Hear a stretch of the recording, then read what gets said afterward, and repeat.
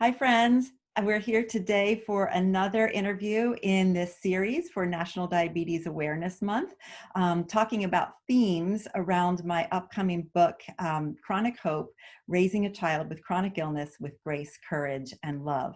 And if you've been with us these last few weeks, you know that each week during this month, I've been interviewing a different friend of mine who also has a child with type 1 diabetes. And we've been talking about these themes together and dealing with the emotional stress of raising a child with a disease as complex as type 1 diabetes. So if you've missed any of those prior episodes, you can check them out over on my YouTube channel or on Facebook or on my website at www.bonnieoneil.com. So today I'm with my friend Carolyn Harkins, and Carolyn and I have known each other for about 8 years, I think, pretty much right after her daughter Evie was diagnosed with T1D at age 4. And Carolyn's husband Ryan and I have served on the board of JDRF together for a number of years.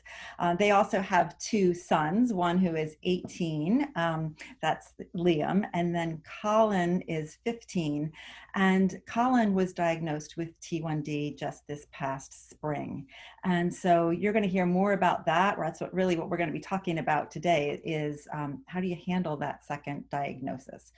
So Carolyn is the founder and CEO of Harkins Venture Advisors, which is a venture capital advisory firm. And she enjoys working with early stage companies. She is an avid reader and lover of taking long walks and playing tennis and squash. And also she and Ryan are apparently quite the competitive Chinese checkers players. So you need to ask her about that sometime. But today, as I said, we're going to talk about something that is probably one of the deepest fears that we caregivers hold, is that another one of our children will be diagnosed with this same disease. And so we're gonna look at that together because it's just such a hard topic. And so Carolyn, I just really want to thank you for being so generous to come and share these thoughts with us, because I know this is also so new for you, and so that can make it doubly difficult to talk about. So thank you for your generosity in coming and sharing with us today. Thank you for having me, and thank you for writing your book. I can't wait to read it, and I'm happy to be here to talk to you today. Oh, thanks, Carolyn. So your son Colin was diagnosed just this spring, just like 2 weeks into the pandemic, which I just cannot even wrap my head around. We were all in such a state just to begin with living with COVID and all that fear. Can you tell us what it was like to see those first signs of T1D in your son, and what it was like to see it during that moment of such intense fear anyway? Sure. So in some ways, I think we were able to identify the signs, the early warning signs of type 1 onset, because we were in the quarantine. Mm. So that actually was a blessing. The reason I noticed was because I was having all of our groceries delivered, and I could only get delivery once a week. And so I, was ordering a couple gallons of milk, and they weren't lasting for a whole week. And I thought, something's going on here. Who's drinking all the milk? And then I ordered 3 gallons the next week, and then all 3 gallons were also gone before the week was up. And I thought, something isn't right here. And I did notice that Colin seemed a little bit more tired than usual, a little lower energy.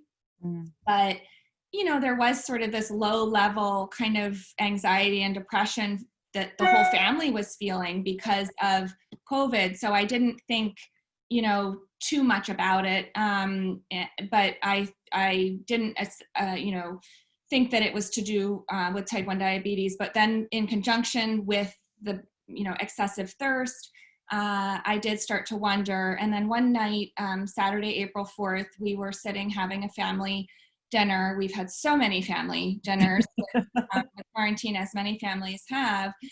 And we were talking about, how difficult it was to exercise, and, joking around about how we were going to gain 19 pounds, the COVID-19. And Colin said, well, not me. I've lost 5 pounds since my doctor's appointment.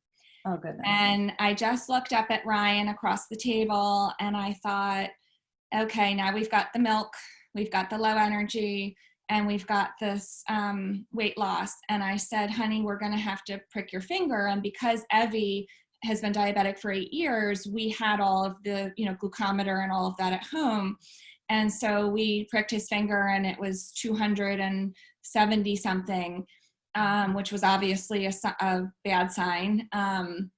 But I didn't want to jump right into, diagnosing him until I checked for ketones. And so we also had the ketone strips, which test, for those of you who don't know about type 1 diabetes, if you have high blood sugar and you're spilling ketones in your urine, there's really only one diagnosis for those two symptoms. And so the one good thing, I think there's, if I'm always looking for a silver lining, the one good thing in this situation was that we were able to diagnose him at home in private. And we were able to start processing those feelings in private instead of being in a hospital setting or at the doctor's office. And because we are also well-versed in type 1 diabetes, Colin knew what those words meant when we said, honey, you have type 1 diabetes.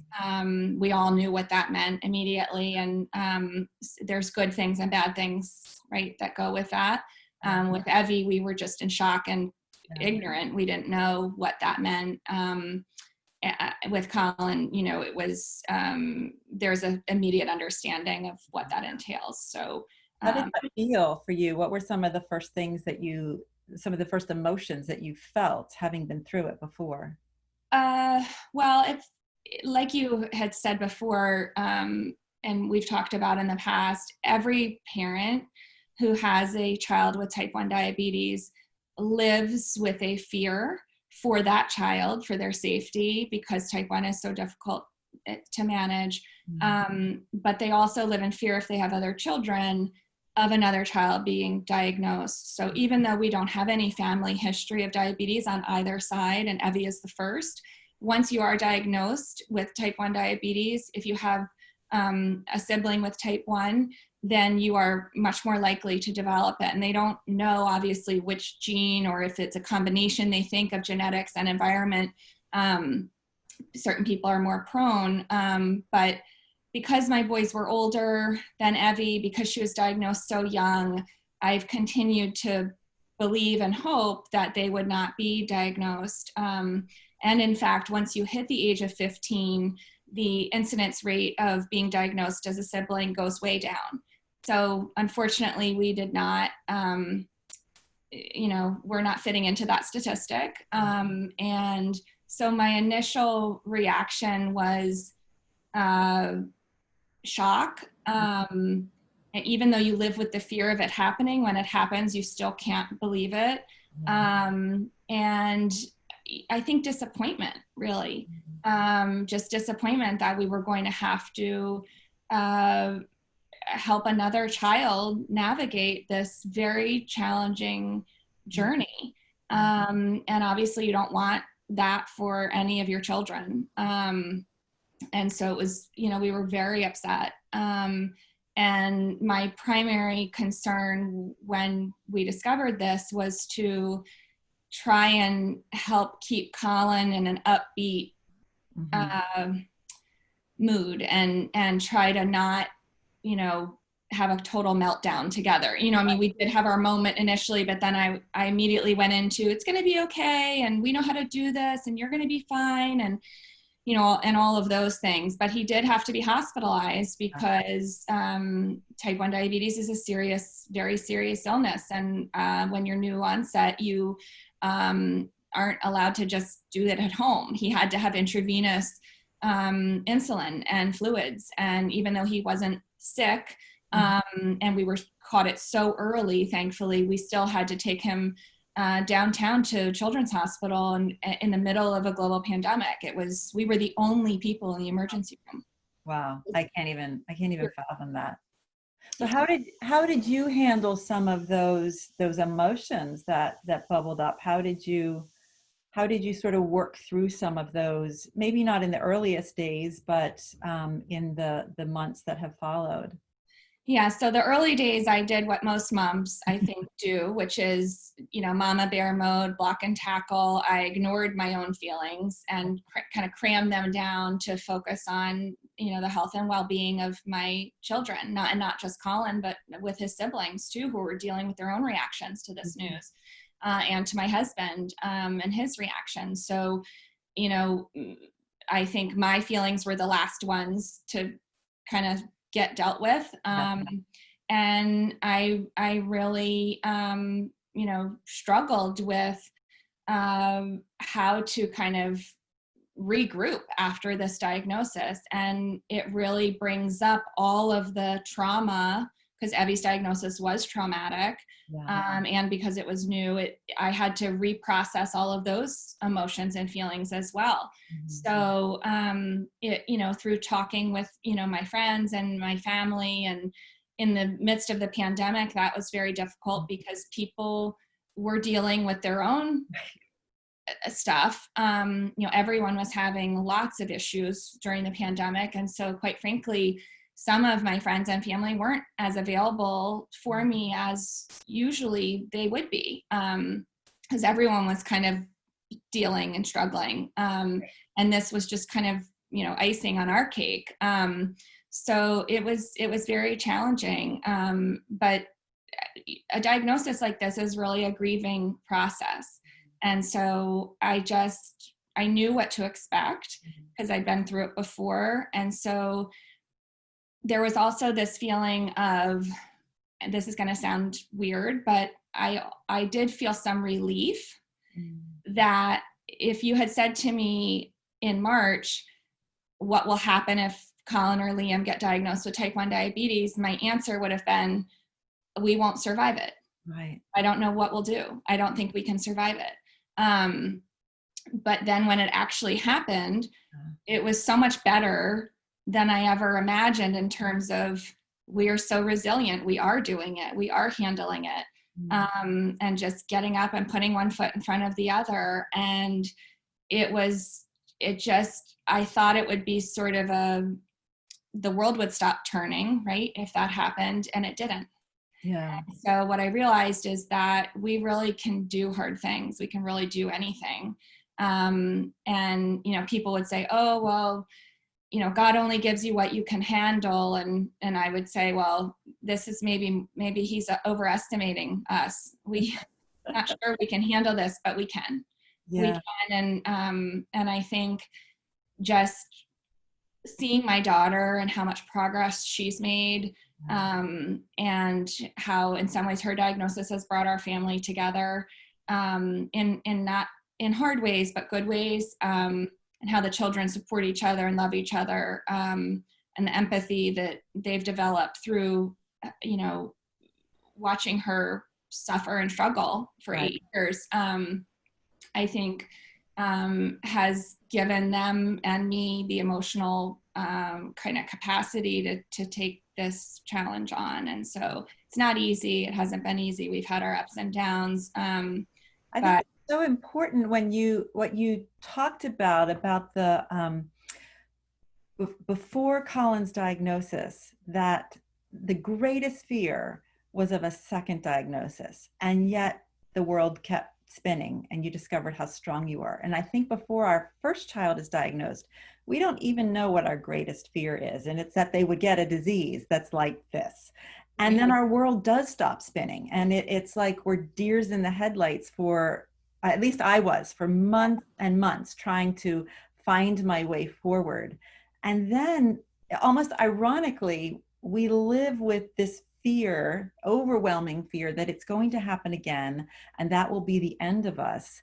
And yet, because we've had to discover so much strength all along the journey of raising the first one, it's almost surprising. And like you said, it's a relief, because we realize that we are strong, and it's not going to be the end of us. And that is so beautiful, such a great way to describe how we kind of work through those two diagnoses we can process them in very, very different ways. But they're both grief. I think that's also really important what you said. There is a grieving process, and we have to be good to ourselves and allow ourselves to go through that grief, because it doesn't just go away. We have to attend to those emotions and be good to ourselves as we heal. That's right. And you know, because you've been through it, you can't rush it, right? Mm-hmm. So I just, at the beginning with Colin, I just wanted to hit the fast forward button, because I know that we got through it with Evie, and we still have our ups and downs, but that really raw, you know, Right. really bad grief we got through. And so I just wanted to hit the fast forward button and get to the happy Done with thing. that part. I want to skip this phase, Right. you know. And I will tell you, one of the things about having a second child diagnosed is when the first one gets diagnosed, at least for us, we didn't know anything about diabetes. So I poured myself into research. How do I care for a diabetic child? What do I do? Carb counting, all the technology, all the research, all the, advancements. We got very involved in JDRF we really spent a lot of energy and time, mind space, headspace on those things.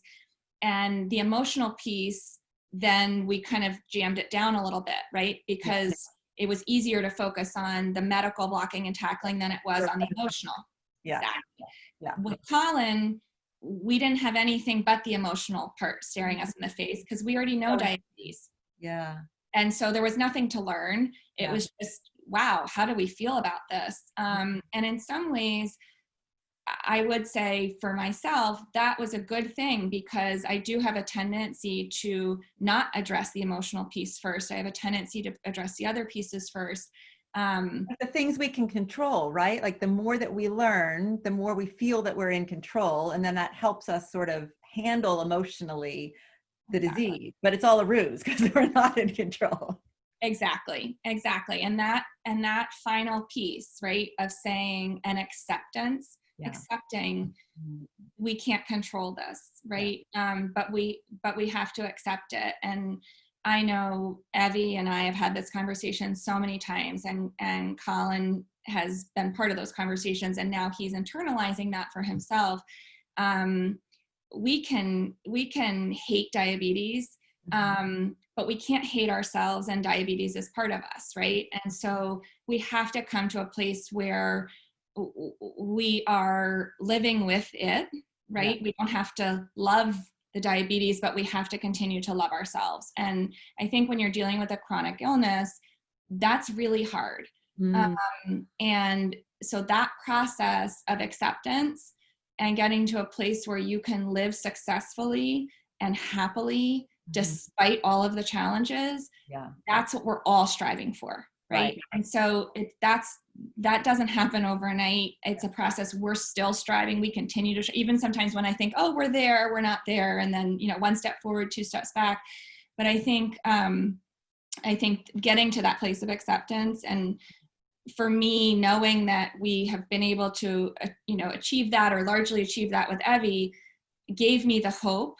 With Colin, I know it's going to be okay. I know it was going to be okay. I knew from the moment go that, even as sad as I was to be diagnosing a second child with this terrible illness, I knew that he was going to get to that place. And so knowing that, right, even though you have to crawl over the broken glass of grief to get there, knowing that kind of helps sustain us, I guess. Yeah. Oh, definitely. I think definitely. And I love also how you shared about there's accepting the disease, but then there's also accepting that the disease is part of me. And it's important that I love myself. And so I can hate what it's doing to me, but not at the extent that at the cost of my then possibly even hating some portion of myself. And that's such a wise piece of advice for us parents, when we're even talking about the disease with our children, that we don't just express such disdain for it all the time, they begin to internalize that as I'm not worthy, or I'm not a beautiful human being, you know. Well, Um, that's great. I think that that's a big deal with chronic illness, right? Is there is something that's a little bit broken or that's not working yeah, quite the right way. That's why it's a disease. yeah, But you don't want your child to feel broken, right? You exactly. want your child to feel. I always try and say to my kids, look how strong you are. Yeah, You're yeah, managing this. Look how smart you are. Look how in tune with yourself you are because you're having to pay more attention and you're going to end up being healthier than a child that didn't have to yeah, do those things. Um, good.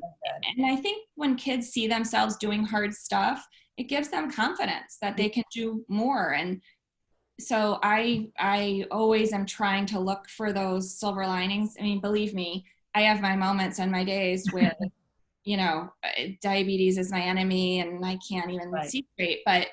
But in my kind of calmer, mind-wise moments, I try and think about those things that are empowering, Yeah, right? yeah. Without having to live with a chronic illness, I feel like my kids are superheroes. That's so Um, great.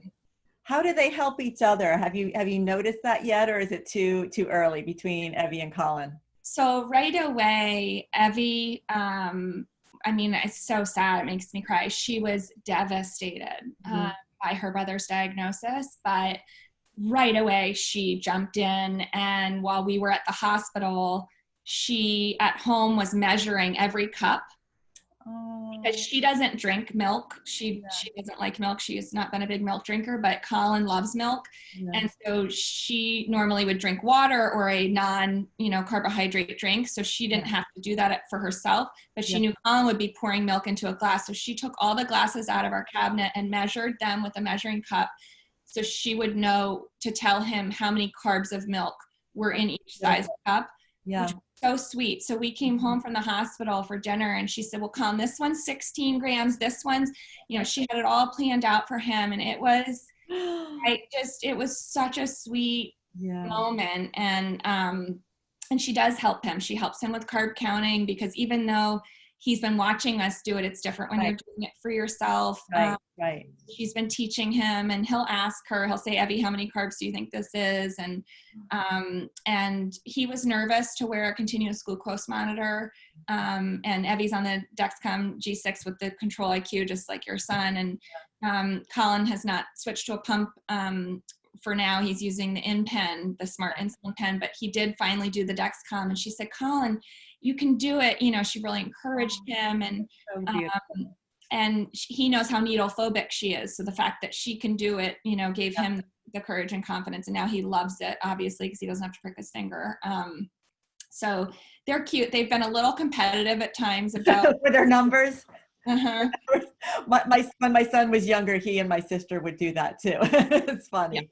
Yeah. So they're a little bit competitive sometimes about their blood sugars, but I have found it's this diagnosis, for as bad as it is, right? We don't wish it on anyone and we wish Colin didn't have it.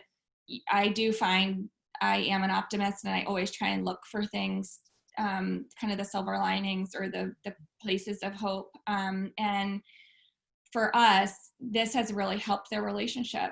Mm, They've connected on a level that, we can't understand. I yeah. can't understand. And they share this thing in common now that really bonds them for life. And I do think for my daughter, who has really struggled with accepting this disease, she has someone in her family now who she loves and admires who's living with it also. And so Yeah. she's not alone in our family anymore with that. They have each other. And Yeah. I think that is a gift. Yeah. And I hate to say that in a way because I don't want to say a diagnosis is a gift, but I do think I personally have to look for those things in order to get through it. So I do think that's a really tangible piece of this for us. Yeah. Yeah.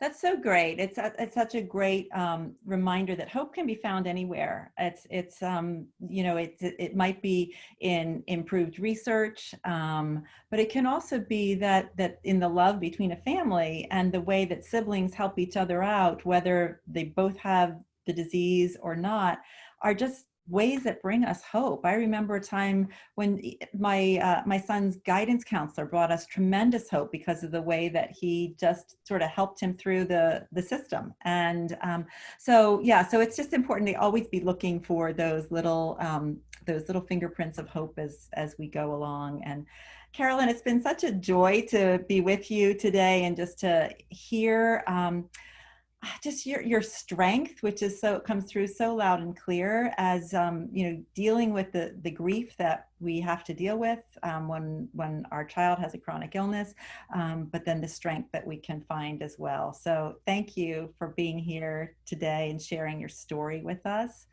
And so again, these talks, these interviews have been going on this month. If you missed any of them, you can go over to my YouTube channel or on my website, bonnieoneil.com. We've been talking about raising a child with chronic illness as it relates to my book, Chronic Hope, Raising a Child with Chronic Illness with Grace, Courage, and Love, which is available now for pre-order on Barnes & Noble and Amazon. And over on my website, you can also get to advanced chapters of the book if you like. So we are wrapping up the series for National Diabetes Awareness Month, but hopefully there'll be some more interviews to come. So keep checking out, and hopefully we'll see you again soon.